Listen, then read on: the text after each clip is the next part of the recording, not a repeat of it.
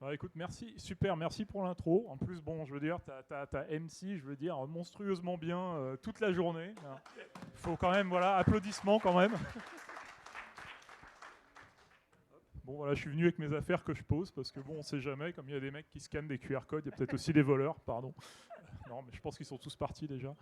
Euh, donc voilà, je voulais vous parler un petit peu. Du coup, ça va être un parcours d'entrepreneur qui risque d'être un petit peu moins chaotique que celui de Florian qu'on a vu avant, quoi. Mais bon, ça va être quand même un parcours d'entrepreneur assez rigolo. Vous connaissez Ledger probablement comme les clés USB avec un écran et des boutons qui vous permettent de protéger les cryptos. Je voulais vous présenter un petit peu Ledger comme la fin plutôt d'un projet qui m'a un peu obnubilé pendant une vingtaine d'années et voir comment, à force de résilience et à force de beaucoup de persévérance et avec énormément de coups de bol, on peut arriver des fois à faire des licornes. Parce que Ledger, quelque chose que peut-être vous ne connaissez pas, en fait, c'est une continuité d'une grosse spécialité française que vous voyez partout, qui est la carte à puce. Et Ledger, c'est un outil qui vous permet de reprendre la main sur quelque chose au final qui appartenait aux banques, au gouvernement, aux opérateurs télécoms, donc à des gens qui sont les plus fermés de l'univers et qui ne vous permettent pas de faire ce que vous voulez avec votre matériel. Grâce à Ledger, vous pouvez le faire. Alors, pour faire un petit flashback sur comment on en est arrivé là, je vais faire du coup, moi aussi, je vais retourner à mon enfance, mais pour dire que voilà, ça va permettre peut-être à des gens de s'identifier et à des gros geeks comme moi qui n'avaient rien à faire dans l'entrepreneuriat de se dire qu'ils peuvent peut-être y aller aussi. Donc j'ai commencé l'informatique, moi quand j'étais tout gamin, quoi, j'avais 7 ans, je m'ennuyais, et donc je me suis dit, tiens, on va se mettre à programmer. Et comment on faisait quand on est vieux comme moi, quand on a envie de programmer à 7 ans? On allait chez le marchand de journaux et on achetait un journal qui s'appelait Hebdogiciel. Alors Hebdogiciel, c'était assez marrant parce qu'en même temps, il y avait des programmes et il y avait des dessins d'un dessinateur de fluide glacial qui s'appelle Carali, donc ça avait rien à voir dans un truc pour enfants, mais c'était marrant quand même. Et surtout, ce qui était bien, c'est que ces listings, donc c'était des listings qui contenaient des jeux. Alors, imaginez un journal en papier avec des pages et des pages de listings. Donc il fallait les taper pour pouvoir jouer. Alors évidemment, comme personne ne les relisait, au final, le vrai jeu, c'était de débugger le listing pour qu'il arrive à fonctionner, hein, parce que sinon, voilà, on n'arrivait pas à faire tourner le jeu. Donc je me suis formé un petit peu à la dure, je dirais, à la programmation, comme ça, en basique, en tapant des trucs et puis en regardant un petit peu ce qui se passe. Bon. Ensuite, toujours à l'époque, voilà, on commence à discuter avec les potes, on essaye des jeux, on trouve que les jeux ils sont sympas, on a envie de prêter ces jeux à ses potes. On se rend compte que c'est difficile parce qu'au final il y a des protections dans les jeux. Donc qu'est-ce qu'on fait dans ce cas-là? Quand on commence à creuser un peu, on réfléchit à comment on peut leur donner. C'est comme ça que j'en suis venu à le terme, et maintenant ça va, il y a prescription, mais j'en suis venu à déplomber, on peut dire craquer maintenant des jeux, qui est un parcours assez classique. Hein, pareil, quand on commence à apprendre comme ça l'informatique, on se dit tiens, on aimerait bien transmettre des trucs, ils sont protégés, qu'est-ce qu'on fait? On fait sauter la protection. Et en général, faire sauter les protections, c'est une porte d'entrée vers quelque chose d'un peu plus vaste, je dirais, qu'on appelle le reverse engineering ou l'ingénierie à l'envers. Alors l'ingénierie à l'envers, c'est on prend un programme, on regarde un petit peu comment il fonctionne, donc un programme ou un système qui peut être un peu plus gros, et à force de le triturer suffisamment pour comprendre comment il fonctionne, en isolant des petites parties, en changeant des petites parties, au final on apprend vraiment comment les choses marchent, puisque c'est en apprenant des systèmes complexes, enfin en tout cas je trouve qu'on arrive à innover, c'est un peu aussi le principe des brevets, hein, on commence par quelque chose, on regarde comment ça tourne, on reconstruit par-dessus.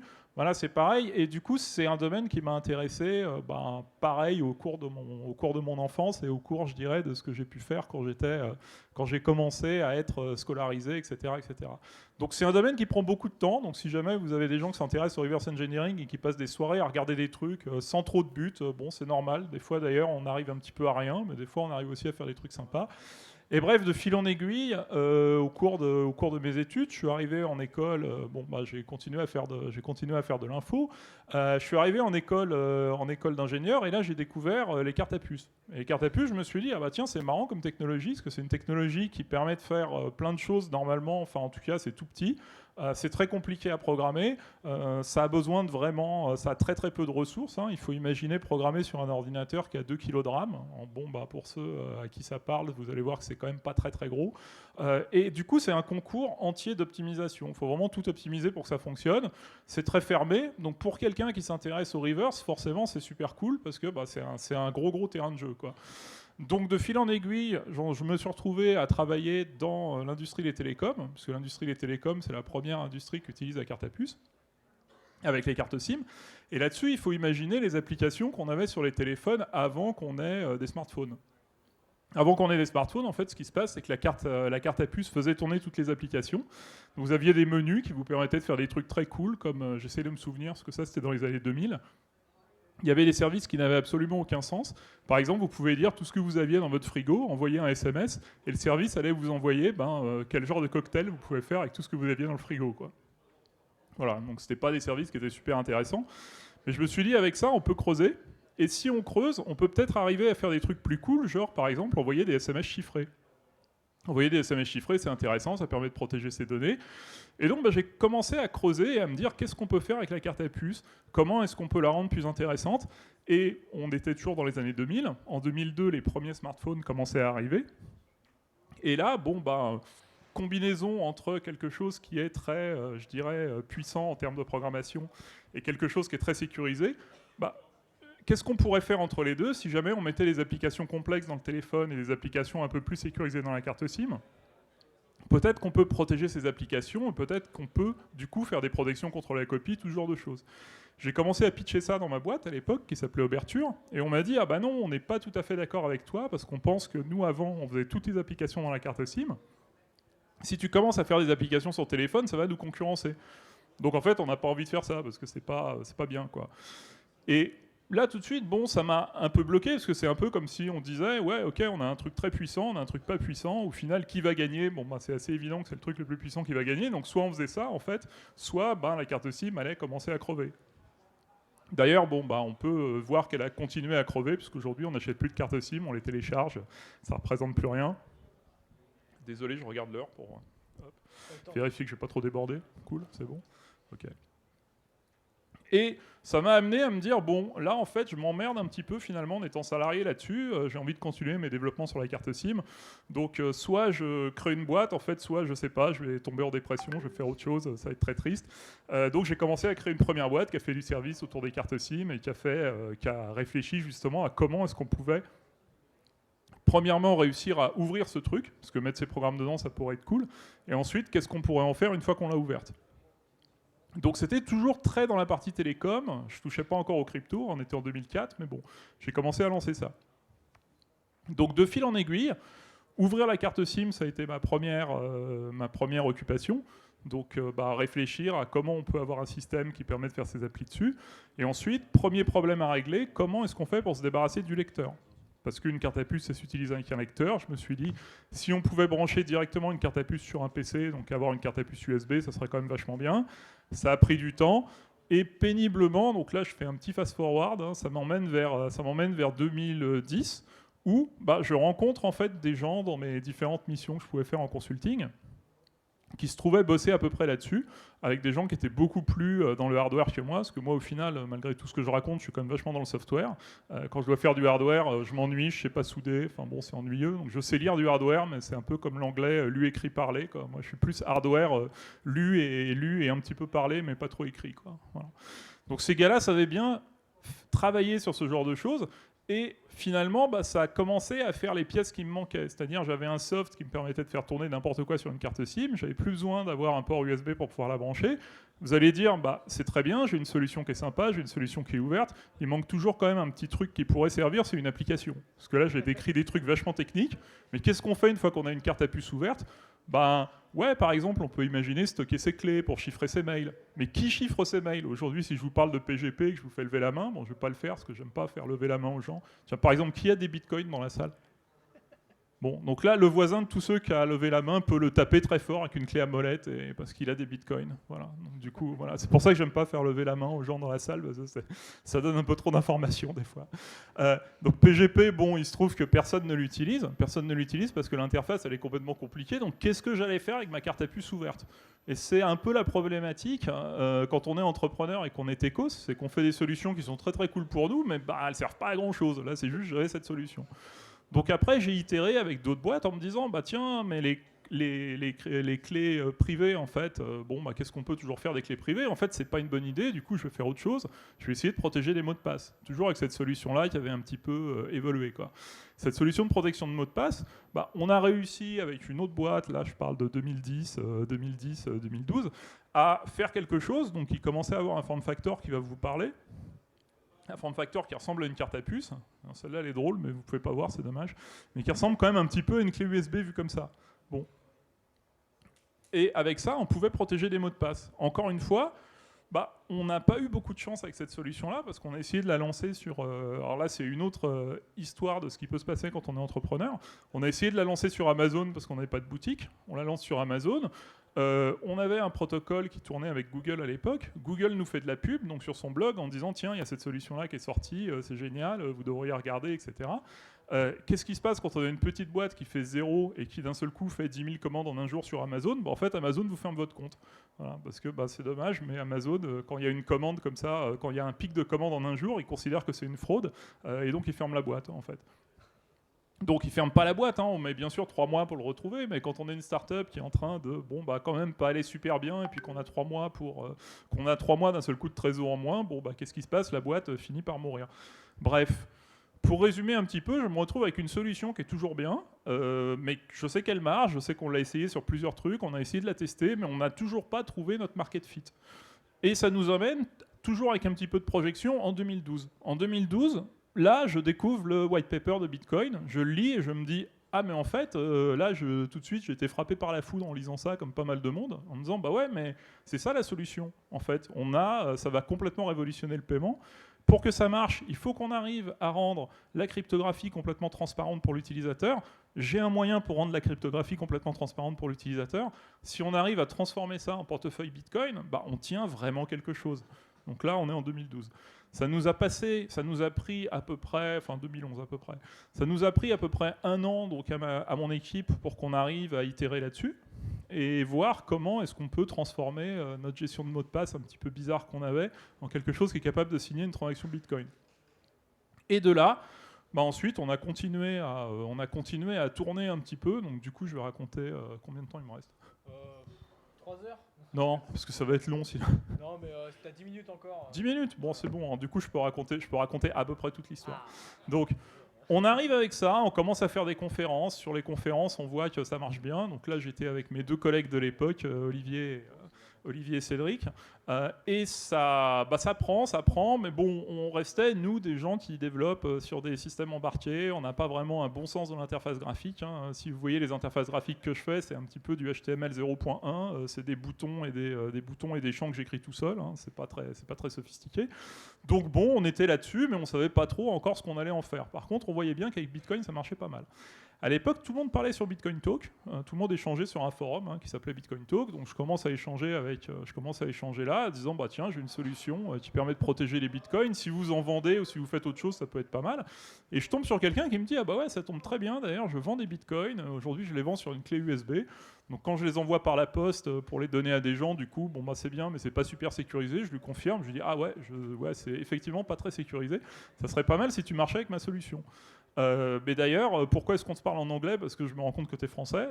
On se voit assez vite qu'on est français quand on se parle en anglais entre français. Même quand on s'écrit, ça vient assez vite. Quand on se parle, encore plus vite. Mais donc, si on se voyait, et là, le gars me dit je suis à Vierzon, je fais ok, c'est où? Je regarde sur la carte, et je prends mon train pour aller à Vierzon et discuter avec lui. Alors, ce qui est super, c'est qu'on s'est bien entendu. Je dis c'est super parce que si un jour vous essayez de venir à Vierzon, vous allez vous rendre compte que pour repartir, c'est beaucoup plus compliqué, parce qu'il n'y a en gros qu'un seul train dans l'après-midi. Donc on s'est bien entendu, c'était cool. Et cette équipe-là, c'était une équipe qui à l'époque s'appelait Radio Ceros, qui était composée de 3 personnes, donc Joël, Vanessa et David. Et qui a aussi une histoire assez fun du coup que je vais raccourcir parce que bon j'ai que 10 minutes. Radio Ceros à l'origine c'était un site de streaming de radio qui a eu une évolution un peu similaire à la mienne, c'est-à-dire qu'ils se sont dit à un moment on stream de la radio et on aimerait bien récompenser nos utilisateurs. Donc on va créer un jeton, quelque chose propriétaire pour récompenser nos utilisateurs. Ils ont découvert Bitcoin, ils ont dit tiens, mais on va miner des Bitcoins en fait et on va les filer comme jetons pour récompenser les utilisateurs qui streament nos listes. Et puis très vite ils se sont rendus compte qu'en fait il fallait pas faire ça, il fallait juste miner les Bitcoins et les garder. Voilà. Donc c'est là où le site a un petit peu pivoté puis s'est transformé en site qui vendait des Bitcoins. Et ce site qui s'appelait Chronocoin avait comme particularité d'avoir réfléchi les premiers à faire un rescrit fiscal pour ne pas payer la TVA sur les achats de Bitcoin. Parce qu'à l'époque, c'était pas clair. Donc bon, voilà, ils avaient fait cette partie de réflexion-là. Donc on fait notre truc ensemble, on commence à monter ce programme-là, on vend des cartes à puces, on les vend pas super vite non plus, hein, parce que bon, ça restait 2013, c'était quand même encore assez calme. Et un jour comme ça, on regarde dans le journal et on apprend qu'il y a quelqu'un qui est en train de créer un truc à Paris qui s'appelle la Maison du Bitcoin et d'organiser un hackathon. On se dit, bah tiens, la Maison du Bitcoin, un hackathon, ça paraît pas mal pour nous, on va y aller. Et on va proposer un projet qu'on trouvait assez fun, qui était de faire un distributeur à l'époque de Bitcoin, qui, au lieu de donner des paper wallets, donnerait des cartes à puce, donc donnerait des clés USB. Du coup, on y va, on fait ce hackathon-là, on gagne le hackathon, et cette boîte, elle a été créée par Eric et Thomas, donc la maison du Bitcoin. On voit qu'on commence à arriver à 8, parce qu'au final, on s'est dit, tiens, mais on s'entend bien, on s'est tous serré la main, c'est cool, on se complète assez bien. Je veux dire, il y a des gars qui font de la carte à puce et qui sont pas du tout bons en visuel, en UI, etc. On a des gens qui sont plutôt bons en UI, on a des gens qui sont plutôt bons en développement de boîte. On avait Eric qui avait déjà vendu la sienne. Si on se mettait ensemble et si on essayait de faire un truc plus gros. Et du coup, on s'est mis ensemble, on a fait un truc plus gros, et c'est là où tout a commencé, en fait. Et ça, c'est le petit warning que je donnerais aux entrepreneurs. Si un jour, ça vous vient à l'idée de faire une association à 8 pour créer une boîte, en fait, ne faites jamais ça, parce que Ledger, c'est plutôt l'exception qui confirme la règle. D'habitude, quand on fait une boîte à 8, il y en a toujours, je sais pas, un qui essaye de niquer les 7 autres, ou enfin bon, bref, des variantes autour de ça, ou des trucs un petit peu bizarres. 8, c'est pas un bon chiffre. Hein. Et du coup, on a fusionné 3 boîtes. Alors là, pareil, fusionner 3 boîtes quand on veut en démarrer une autre, c'est pas non plus quelque chose qu'on fait assez normalement. Mais donc, pour en revenir à l'histoire de Ledger, parce que du coup, maintenant, je vais pas raconter toute l'histoire de Ledger, parce que sinon, ce serait quand même beaucoup trop long. Cette logique de carte à puce, elle est centrale chez Ledger. C'est-à-dire qu'on a toujours une carte à puce qui est là, qui vous permet d'exécuter votre propre code. Ça, c'est super important, et du coup, qui protège les cryptos de cette façon-là, puisque tout est garanti par cette carte qui va tout exécuter. Vous pouvez compiler le code, vous pouvez le charger vous-même, vous pouvez vérifier ce qui se passe. Et du coup, on a rendu les outils qui étaient avant la possession des gouvernements, des banques, des opérateurs telco, on l'a redonné aux gens en quelque sorte et on l'a complètement ouvert. Et donc la crypto, pour moi, m'a donné un moyen, finalement m'a donné une utilisation pour cette solution tech qui existait, qui était, j'avais une très très bonne intuition que c'était quelque chose qui allait vraiment percer, mais on a réussi à percer grâce aux crypto-monnaies. Donc c'est l'histoire de comment est-ce qu'on arrive à transformer une solution tech qui paraît super mais pas vraiment utilisable d'un seul coup en un product market fit qui nous tombe comme ça sur la figure et qui fonctionne plutôt très très bien. Ah ben voilà, on peut l'applaudir, c'est Nicolas Baca. Ah, extraordinaire, extraordinaire. On va faire un petit temps de questions-réponses. Ouais, merci. Après, je suis là la soirée. Est-ce que je peux continuer 3 heures sur Ledger lui-même? Mais bon, voilà, ça va être un peu long. Je sais pas si vous vous rendez compte la chance. Il y a des gens dans le monde entier qui sont là en disant Ledger, c'est quand même extraordinaire. Et là, on a un des cofondateurs qui dit je suis là pour la soirée. Si vous voulez poser des questions, il n'y a pas de problème. Hein. C'est extraordinaire. Ouais, on peut encore la remercier pour ça. Alors, est-ce que vous avez des questions à Nicolas, peut-être sur le parcours? Ah, je pense qu'on va avoir une question en anglais, Nicolas. Bon, pas de problème. Oh, it's okay, and thank you to endure all the day in French. Very kind of you. Très bien, très bien. Yeah, so just wanted to share that Ledger was basically the first cold wallet that I had, and it really changed my experience, going from speculating online warm wallets to actually holding my keys.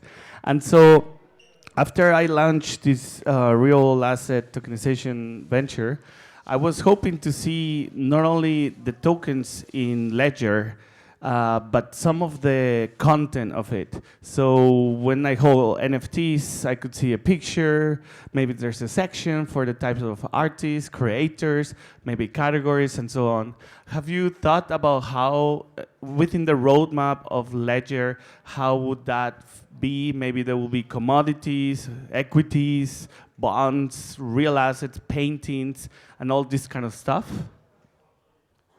Yeah, it's part. Yeah. So no, it's a very good question, because the crypto adoption will work when we will be able to show real-world assets and in the end and all that kind of thing, and present to people things that are clear and easy to understand.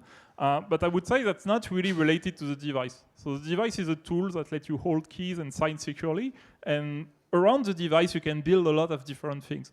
And Ledger Live, so the interface, the main interface that Ledger is offering to access the device today, is showing something that looks a lot like a wallet. So it looks a lot like a financial application, but later we could have an NFT gallery, we could have something to show stocks. And if you want, the very important point of Ledger, in my opinion, is that you can write it yourself. If you want to create a company that uses Ledger, for example, and that uses the Ledger device to do something different, it's something that you can do. And something that's even more important, if you want to create an application on Ledger, and if you want to say that this application can only be downloaded by people that subscribe to your service, for example, that's something you can do as well. So you can use Ledger as a copy protection tool for your own app if you want. And so it's not something that is on our roadmap because today we keep being a wallet, but still you can extend it and you can write your own software around it. Est-ce que tu peux faire juste une rapide traduction? Ouais, là ça va être la traduction la plus rapide du monde. Alors, la question c'était, est-ce qu'on pourrait utiliser, du coup, est-ce qu'on pourrait voir des assets un petit peu plus parlants pour les utilisateurs, donc des NFT, des stocks, etc. sur Ledger? Et là-dessus, je répondais d'une manière assez sympa quand on fait de l'open source, à savoir, bah là on n'a pas prévu, mais si tu veux, tu peux l'écrire toi-même, c'est cool. Voilà. Oui, c'est vrai, parce qu'il faut le préciser, mais c'était bien résumé. Dans Ledger Live, il y a la possibilité aussi d'implémenter des choses et ainsi de suite. Tout à fait. Vraiment, l'open source là-dessus est super important pour nous. Alors, tout n'est pas open source, mais par, je dirais, l'architecture qu'on a choisie, en fait, on est beaucoup plus ouvert que l'intégralité de nos concurrents, puisqu'au final, on peut charger n'importe quelle application sur son Ledger, et quand on n'a plus envie de l'utiliser, bah, on peut juste l'effacer et en installer une autre. Et ça, c'est important pour l'ouverture parce que bon, ben, les utilisations sont infinies et malheureusement, la flash, enfin la mémoire qu'il y a sur les devices est finie. Du coup, si on veut supporter une infinité d'applications, ben, on ne peut pas vraiment faire ça d'une autre façon, quoi. Et c'est vrai, donc c'est cet aspect caméléon, en fait, ouais. si on peut résumer ça comme ça, qui fait en fait un argument concurrentiel gigantesque et un argument technique gigantesque. Voilà, c'est pas un argument qu'on exploite beaucoup aujourd'hui, parce qu'on a quelques applications, par exemple hors crypto, on peut utiliser sa Ledger comme ce qu'on appelle une security key, donc une clé de sécurité pour pouvoir se loguer sur ses comptes Gmail, GitHub, etc. etc. Mais l'argument que je reprenais aussi en anglais, c'était pour dire si aujourd'hui quelqu'un a envie d'écrire une application pour un protocole très spécifique, complètement hors crypto, qui ne marche que sur un Ledger, on pourrait imaginer qu'on utilise le système de distribution des applications sur Ledger en même temps pour pouvoir monétiser ça et avoir une garantie comme quoi cette application ne peut être copiée par personne. Parce que comme on a une carte à puce, on a un système de distribution qui est sécurisé et donc on pourrait aussi faire ça. Aujourd'hui, on ne l'a pas du tout fait, mais c'est, je dirais quelque part, c'est prévu dans le protocole. Excellent. Peut-être d'autres questions éventuellement? Je rappelle juste, pour les questions, il y en a, ils me posent la question, je fais pas mal de formations et les gens viennent me voir et ils me disent, Thibaut, est-ce que tu penses que c'est important d'avoir une Ledger par rapport à mon montant que j'ai investi, par rapport à tout ça? La Ledger la moins chère, donc la Nano S+, elle est à 70 €. Et 70 €, c'est le prix de votre sécurité en crypto, en fait. Pour moi, c'est dérisoire par rapport à ce qu'on peut faire alors sur la partie investissement.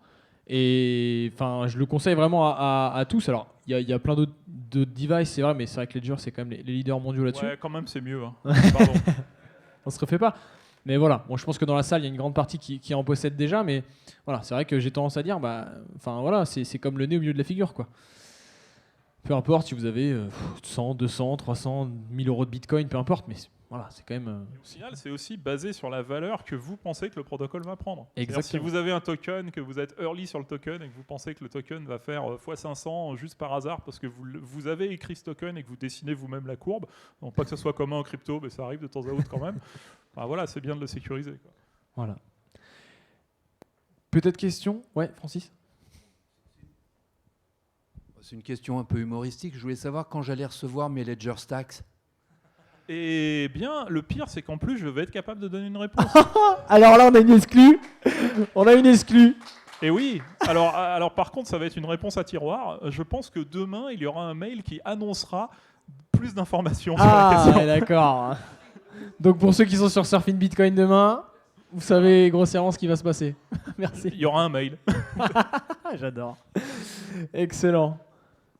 C'est OK pour tout le monde. Si de toute façon, quoi qu'il arrive, la soirée va continuer avec DeFi France à partir de 20h. Mais en tout cas, on peut remercier et applaudir grandement Nicolas Daca. Merci Nicolas. Merci.